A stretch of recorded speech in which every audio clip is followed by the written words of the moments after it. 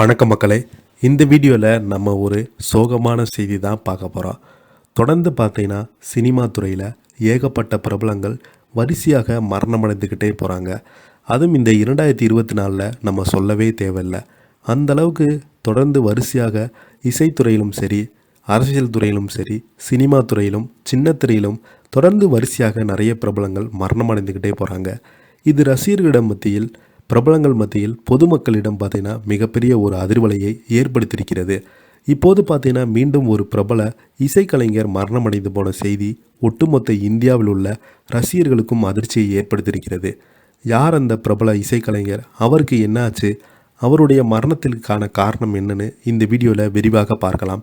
அதுக்கு முன்னாடி முதன்முறையாக நம்ம சேனலில் ஃபஸ்ட் டைம் பார்க்குறீங்கன்னா சப்ஸ்கிரைப் பண்ணாதவங்களாம் சப்ஸ்கிரைப் பண்ணிக்கோங்க. பெல் பட்டன் சிம்பிள் அமைக்கி நம்ம சேனலோட நோட்டிஃபிகேஷனை எனபிள் பண்ணிக்கோங்க. நாங்கள் போடுற வீடியோ எல்லாமே உங்களுக்கு உடனுக்குடனே வந்து சேரும்.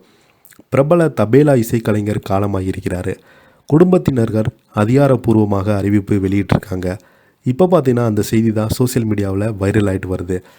இசைக்கலைஞர் சமீப காலமாக பார்த்தீங்கன்னா இந்தியாவின் பிரபல தபேலா இசைக்கலைஞர் ஜாகீர் ஹுசேன் உடல்நலக் குறைபாடு காரணமாக காலமாகி போயிருக்கிறாரு. மும்பையை சேர்ந்த இவங்க பல்வேறு திரைப்படங்களில் தபாலா இசையை அமைத்திருக்காங்க. மேலும் இசை கச்சேரிகளில் கலந்து கொண்டிருக்காங்க. உலக புகழ்பெற்ற ஜாகீர் ஹுசேன் 4வது முறையாக கிராமிய விருதுகளையும் வென்றிருக்காங்க. இவரை கௌரவிக்கும் வகையாக மத்திய அரசு பத்மஸ்ரீ விருதுகளையும் பத்மபூஷன், பத்ம விபூஷன் விருதுகளையும் வழங்கி சிறப்பித்திருக்கிறது. இவருக்கு வயது 73. ஜாகீர் ஹுசேனுக்கு திடீரென நெஞ்சுவலி ஏற்பட்டது. இதனையடுத்து அவங்க கடந்த வாரம் சான் பிரான்சிஸ்கோவில் உள்ள மருத்துவமனையில் தீவிர சிகிச்சை பிரிவில் அனுமதிக்கப்பட்டு சிகிச்சையும் பெற்று வந்திருக்காங்க.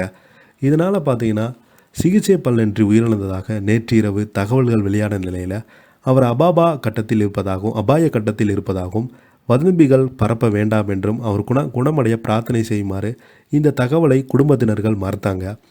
எனினும் அடுத்த சில மணி நேரங்களில் ஜாகீர் ஹுசேன் சிகிச்சை பலனின்றி உயிரிழந்து விட்டதாக குடும்பத்தினர்கள் அறிவித்திருக்காங்க.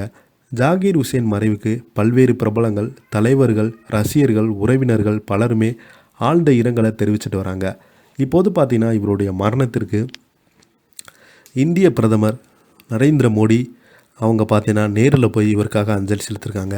அது மட்டும் இல்லாமல் குடியரசுத் தலைவர் முர்மு பார்த்தீங்கன்னா நேரில் போய் அஞ்சலி செலுத்திருக்காங்க. தமிழ்நாட்டை சேர்ந்த இசைஞானி இளையராஜா அவர்கள் பார்த்தீங்கன்னா இவங்களுக்கு ஆழ்ந்த இரங்கலையும் தெரிவிச்சிருக்காங்க. இதை பற்றி நீங்கள் என்ன நினைக்கிறீங்க? கீழே உள்ள கமெண்ட் பாக்ஸில் மறக்காமல் பதிவிடுங்க.